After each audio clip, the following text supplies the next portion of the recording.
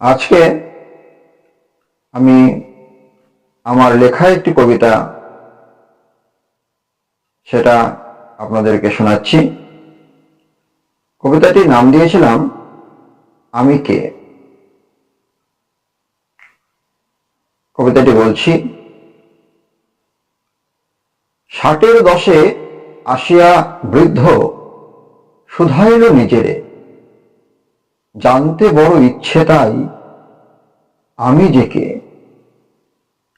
আপন মনে প্রশ্ন করে মনের গভীরে, এতকাল কত লোকে ছিল মোর সনে, আজ তারা কেউ নেই, শুধু আমি ভুবনে।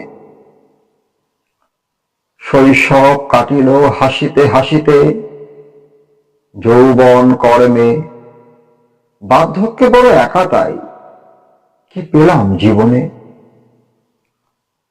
সুখ ছিল কিছুকাল, শান্তি কভু নাই, আজ তারা ছুটিতে গেছে, জীবন বৃথা তাই।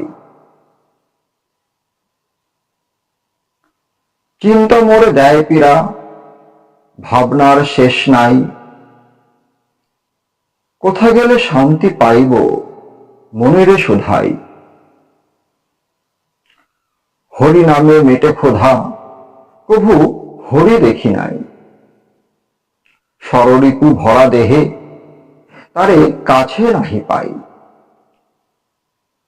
জন্মিলে মরিতে হইবে জানি সকলে, তবু কেন এত ভয় এ দেহের ভিতরে। রঙে রসে মাখা এ পূর্ণ শরীরে, মিশিবে একদিন এ ভুবন তলে। দেহের মরণ হইলে থাকবে না কিছু আর, আত্মার মরণ নাই হইবে বিচার।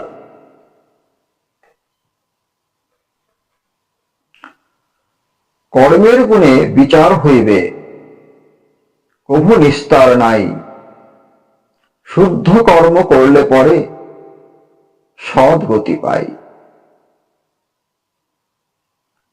এই ছিল আজকের একটা ছোট্ট কবিতা। এই কবিতাটি কেমন লাগলো সেটা কমেন্ট বক্সে কমেন্ট করে জানাবেন।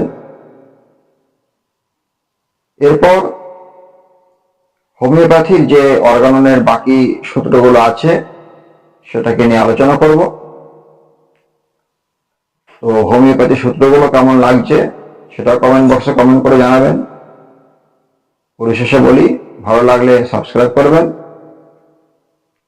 সকলে ভালো থাকবেন। ধন্যবাদ।